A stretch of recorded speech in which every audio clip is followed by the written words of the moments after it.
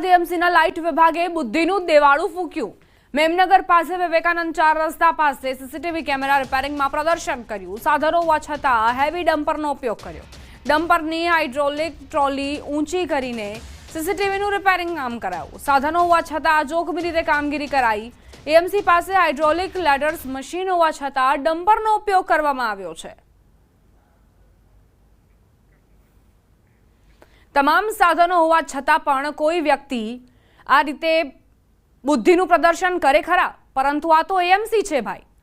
AMC કંઈ પણ કરી શકે છે અને આ સીસીટીવી ફૂટેજ અને આ જે વિડીયો છે તે તેની સાબિતી આપી રહ્યા છે। સીસીટીવી કેમેરા રિપેરિંગ કરવામાં ડમ્પરનો સહારો લેવામાં આવ્યો છે। તમામ સાધનો હોવા છતાં પણ હેવી ડમ્પરનો ઉપયોગ કર્યો છે।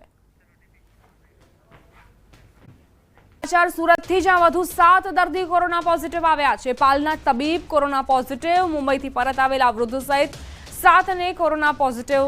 2 દર્દી હોસ્પિટલમાં સારવાર હેઠળ છે, 5 હોમ આઇસોલેશનમાં સારવાર લઈ રહ્યા છે। સુરત શહેરમાં અત્યાર સુધીમાં 35 કોરોનાના ટેસ્ટ પોઝિટિવ આવ્યા। સુરત શહેરમાં કોરોનાના કેસમાં સતત વધારો થઈ રહ્યો છે। વધુ 7 દર્દીઓનો કોવિડ-19નો રિપોર્ટ પોઝિટિવ આવ્યો, જેમાં પાલમાં રહેતા 48 વર્ષીય તબીબનો કોરોનાનો રિપોર્ટ પોઝિટિવ આવ્યો છે। તેઓ હાલ હોમ આઇસોલેશનમાં સારવાર હેઠળ છે। વેસુની 44 વર્ષીય ગૃહિણીનો રિપોર્ટ પણ પોઝિટિવ આવ્યો। કડી વિધાનસભાની પેટા ચૂંટણીને લઈ તૈયારીઓ તેજ થઈ ગઈ છે, ત્યારે કડીમાં ભાજપ દ્વારા પ્રચારના શ્રી ગણેશ કરી દેવાયા છે। ભાજપના ઉમેદવાર અને ભાજપના નેતાઓએ પ્રચાર શરૂ કર્યો। વિધાનસભામાં આવતા ગામોમાં જઈને પ્રચાર કરવામાં આવી રહ્યો છે। ગામે ગામે જઈ બેઠકો કરાઈ રહી છે।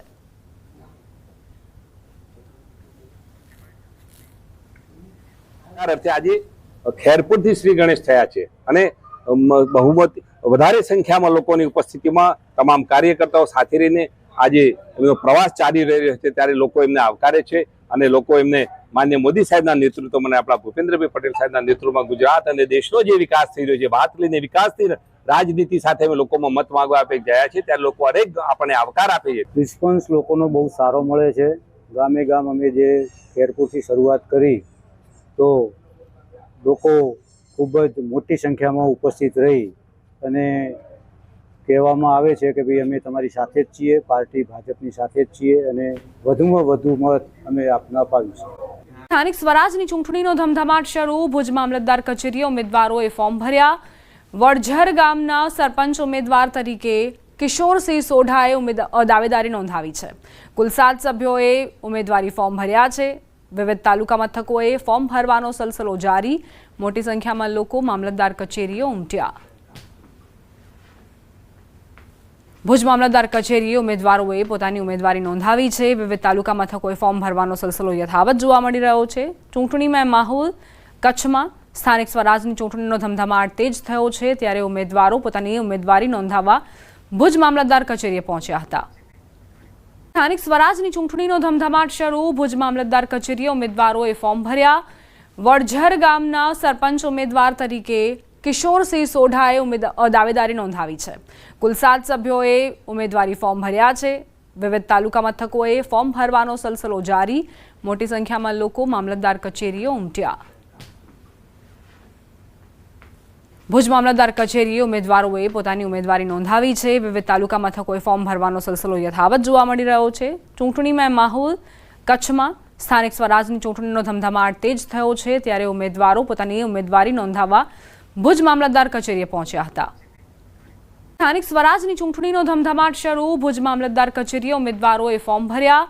વડઝર ગામના સરપંચ ઉમેદવાર તરીકે કિશોરસિંહ સોઢાએ દાવેદારી નોંધાવી છે। કુલ 7 સભ્યોએ ઉમેદવારી ફોર્મ ભર્યા છે। વિવિધ તાલુકા મથકોએ ફોર્મ ભરવાનો સિલસિલો જારી। મોટી સંખ્યામાં લોકો મામલતદાર કચેરીએ ઉમટ્યા। ભુજ મામલતદાર કચેરીએ ઉમેદવારોએ પોતાની ઉમેદવારી નોંધાવી છે। વિવિધ તાલુકા મથકોએ ફોર્મ ભરવાનો સિલસિલો યથાવત જોવા મળી રહ્યો છે।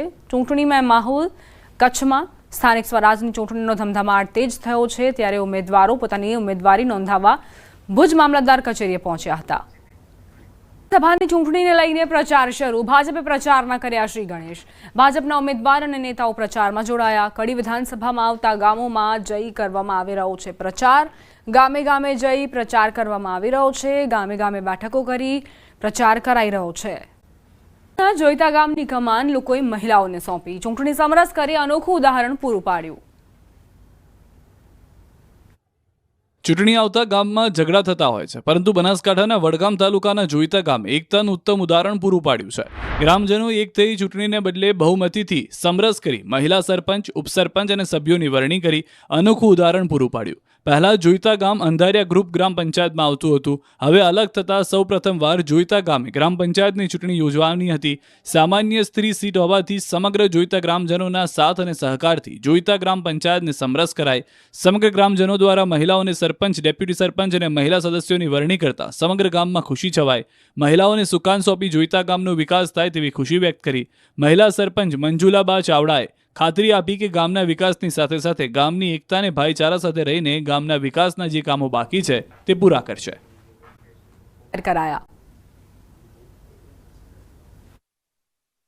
ઈવીએમ અને બેલેટ પેપરના સમયમાં બનાસકાંઠાના એક ગામમાં જૂની પરંપરાથી સરપંચની પસંદગી કરવામાં આવી. ચિઠ્ઠી ઉછાળીને સરપંચ બનાવ્યા હોય એવી આ વખતની ગ્રામ પંચાયતની ચૂંટણીમાં રાજ્યમાં પ્રથમ બનાવ સામે આવ્યો છે. સુઈગામ તાલુકાના સોનેત ગામમાં વડીલોએ કોઠાસૂઝથી ગામના જ બે સક્ષમ ઉમેદવારના નામની ચિઠ્ઠી બનાવીને ચરૂડીમાંથી બાળકી પાસે ઉપડાવી હતી, જેમાં પ્રથમ ચિઠ્ઠીમાં સરપંચ અને બીજી ચિઠ્ઠીમાં ડેપ્યુટી સરપંચ જાહેર કરાયા બાદ અબેલ ગુલાલની છોડો વચ્ચે ગામ લોકોએ શોભાયાત્રા યોજી રાજીપો વ્યક્ત કર્યો. સુઈગામ તાલુકાના સોનેત ગામના આશાપુરા ધામમાં ચૂંટણી અનુલક્ષે ગ્રામજનો એકઠા થયા. ગામના વડીલો અને યુવાનો સાથે મળીને પંચાયત બિનહરીફ થાય એ દિશાએ પ્રયાસો થયા. પૂર્વ સરપંચ અને ડેલિગેટ ભૂપતસિંહ બાપુએ પોતાની કોઠાસૂઝથી બે ઉમેદવારોના નામ જાહેર કર્યા. આ બંને ઉમેદવારો અગાઉથી ચૂંટણીમાં હાર્યા હતા, તેમ છતાં તેમનું માન જળવાઈ રહે એ માટે તેમને ફરી તક આપવામાં આવી. હાલની ચૂંટણી માટે તૈયાર ઉમેદવારો અને ગામના લોકો દ્વારા પ્રથમ ટેકો આપવામાં આવ્યો. ત્યારબાદ આખા ગામે ઉમળકાભેર આ નિર્ણયને વધાવ્યો. આ નિર્ણય બાદ આખા ગામે તાળીઓ પાડીને નવા સરપંચ અને ડેપ્યુટી સરપંચનું સ્વાગત કર્યું. બંને ઉમેદવારો ગામના વિકાસ માટે કામ કરશે, નાની મોટી સમસ્યાઓ ગામ સાથે રહીને ઉકેલશે.